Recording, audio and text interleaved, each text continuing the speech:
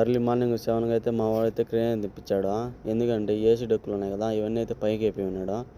ఎలా అయితే మనమైతే పైకి ఇప్పించడానికి అయితే చూసారు కదా ఎంత పెద్దగా ఉన్నాయో. ఈ మోసేదానికి అయితే మనకైతే మెట్లు అయితే దోవ అయితే సరిగ్గా లేదు, అందుకనేసి మా అయితే క్రేన్ తెప్పించాడు.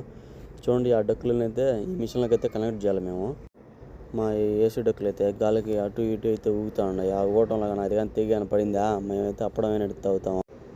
ఏందో ఈ చలికాలంలో అయితే చలికి తట్టుకోలేము, ఎండాకాలంలో అయితే ఎండకి నిలబడలేము, ఈ దుమ్ముకి అయితే బయటకైతే రాలేము.